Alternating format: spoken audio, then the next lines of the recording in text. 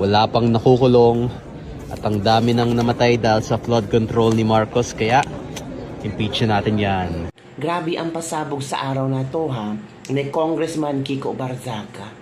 Opo mga kabibig, talagang ipupush niya na ipa-impeach niya si Pangulong Bongbong Marcos. Yes, magsusumite ng resolusyon si Congressman Kiko Barzaga para sa impeachment ni Pangulong Bongbong Marcos.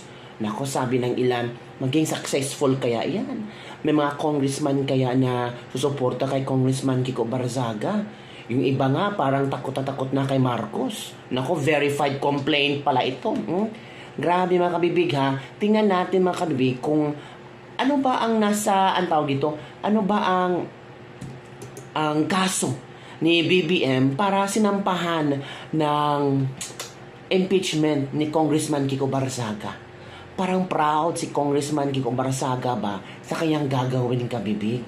May mga posting na siya sa social media niya kung saan sabi niya kung ang kung ang Luzon ay bumagyo, si BBM agad-agad nagpa-press briefing, likas agad, pero nung sa Visayas daw, hindi mahagilap si BBM at pumunta sa Cebu pagkatapos na ng bagyo.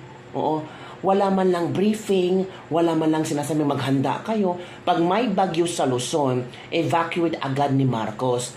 Pero yung mga Bisaya, hinayaan lang niyang mamatay, ikulong si Marcos. O, yan yung kabibig ha.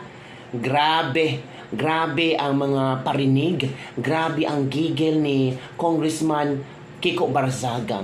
Hindi lalabanan ng AFP si Marcos kahit ilang libo pa ang mamatay sa baha. Visayas at Mindanao session na. Parang ito yung panawagan ba ni Congressman Kiko Barzaga. Mga bibig ito na bibig, panoorin natin ang statement, ang pagbubulgar, ang bagong, sabi ng iba, gimmick lang yan ni Kiko para mapansin. I think hindi ito gimmick ni Kiko Barzaga Kasi si Kiko Barzaga talagang pinupush niya ito Talagang may matapang si Kiko Barzaga. Wala siyang pakialam sa mga trolls, sa, I don't know, baka may death threats na si Kiko Barzaga. Talagang kung ano ang paniniwala yung tama, ay talagang ginagawa niya kabibig. Do you think kabibig itong ipapasa na resolusyon ni Kiko Barzaga tungkol sa impeachment ni Bongbong Marcos ay merong mga congressman na susuporta sa kanya? Do you think Kong Polong Duterte will support Congressman Kiko Barzaga? Nako, thrilling to kabibig kasi magpapapasko na, baka sa Pasko, baka yung mga hula-hula na 2026 ay di umano ay mapapalitan si BBM. Yan ang mga hula na mga yung mga tawag dito, yung mga nagka-card reading o yung mga psychic na sa 2026 may bagong uupong presidente. Back to session na si Congress Miao Pusador. Daming nag-absent ng mga buhaya ngayon, pero laging present si Lodi Sandro Marcos. Ang sipag niyan, idol ko yan. Kaya impeach ko yung tatay niya kasi hanggang ngayon magpapasko na, wala pang nakukulong, at ang dami nang namatay dahil sa flood control ni Marcos, kaya impeach natin yan. Bye bye. So yun na nga kabibig ha. Grabe. Oo. Ano sa palagay yung kabibig? Ako, kung merong mga backup, hindi ibig sabihin mga backup pa. Kung merong susuporta kay Congressman Kiko Barzaga na mga kongresista, ay posibleng mapupush to. Pero kung mag-isa lang si Congressman Kiko Barzaga na magfa-file ng impeachment, ay parang mababasura lang ito. Pero alam mo naman si Kiko Barzaga, hindi ito susugod. Hindi ito magfa-file ng petition for impeachment ni Bongbong Marcos kung wala itong mga backup plans. Oo. Alam na ni Kiko Barzaga kung ano ang gagawin niya. So, maghihintay tayo kabibig ha. Alam mo ba, dumadami na pala ang mga anti-BBM ngayon. 43% ang mga anti-BBM. Opo, sa latest survey ng Publicos Asia, bumaba ang mga pro-BBM. 18% na lang kabibig. Tapos, ang mga anti-BBM administration, 43%. Dumadami at talagang nanganganak ang mga anti-BBM. I don't know kung mga kakamping ba to or mga silent kakamping, kasi yung iba mga kakamping na mga politiko ngayon ay tila yata nasa side na ni Marcos, tila yata naging tuta na ni Marcos, pero yung mga kakamping ngayon, yung ibang kakamping na talagang kakamping, alam nila kung maganda ba ang pamumuno ni Marcos or hindi, mga kabibig. Kaya tumaas ang mga anti-BBM admin. I don't know kung ano ang komento ni Claire Castro nito sa Publicos Asia rating to ha, survey rating to. Talagang 43% at yung mga pro-BBM 18% na lang. Hala, konti na lang. Akala na, ang dami-dami nila kasi sa mga komento, pag si BBM, ang daming, we love you BBM. Baka mga troll farms yun, di ba? Mga troll farms ba na sinasahuran, pero deep inside yung mga troll farms na yan, ayaw kay Marcos. Naging troll farms na sila, baka posible, para may makain, sahuran sila. Di ba, kabibig? Ay, ito ha, si VP Sara nagpunta sa Visayas, oo, para mabigyan ng, ang tawag dito, mabigyan ng motherly love ang mga biktima ng bagyo. At talaga kabibig, grabe ang mga tao kay VP Sara. Hindi dinedma ha, talagang niyakap. Yung iba yung umiiyak, yung ibang tao sobrang happy.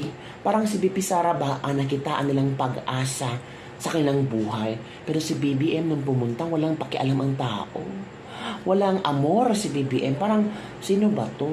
Bakit siya pumunta dito? Presidente ba to? Pero si VP Sara ang kabibig, pumunta kabibig, grabe.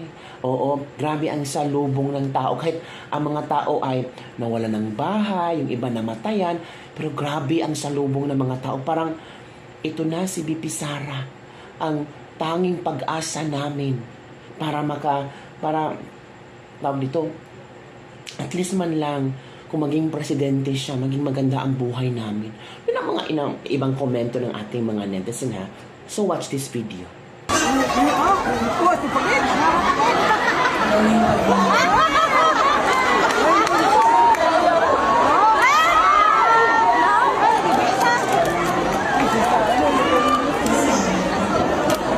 Okay lang yung keke.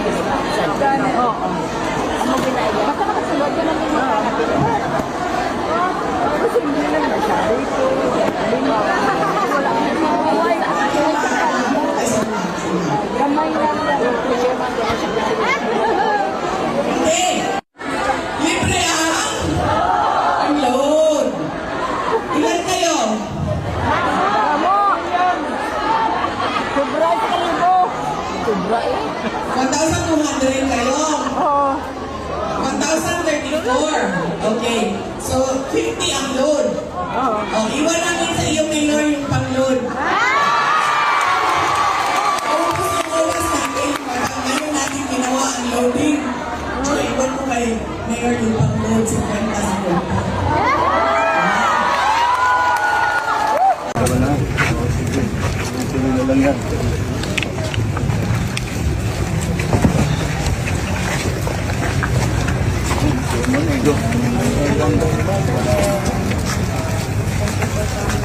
Ay, naku. Dami madalang ano, tulong.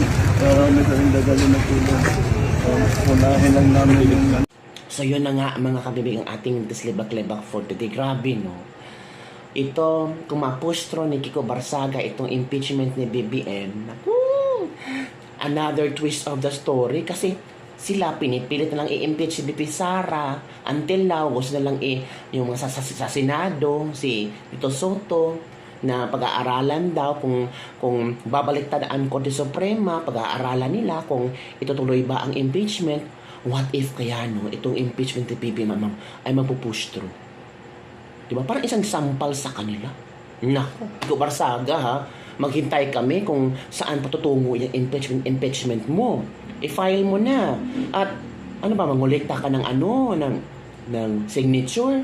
Pero wala ka namang pera para, oy, pumirma kayo kasi bigyan ko kayo ng milyones. Ang hindi pumirma, ay naku, hindi mabigyan ng milyones. Walang pera, ganun si Kiko Barsaga. Di ba sinabi ni Toby Chanko na yung pumirma daw di umano sa impeachment ni Bibi Sara ay may 777? Oh. Si Kiko Barsaga, wala namang pera si Kiko Barsaga, wala namang milyones si Kiko Barsaga na, kung pirma kayo, mabigyan kayo ng magandang project, milyones, and wala. Kung sino man ang mga congressman na susuporta kay Barsaga, yung mga congressman na yan, nakikita nila ang tunay na nangyari ng Pilipinas. Yun ang mga congressman na may konsensya na binoto sila sa sambayan ng Pilipino, kung dapat ibalik nila ang pwede nilang ibalik sa sambayan ng Pilipino. Ay nako, sino kaya? Malalaman natin kung sino itong mga kongresista na gusto na ma-impeach si BBM, na talagang with their honor and integrity, pipirma sila kahit walang perang kapalit.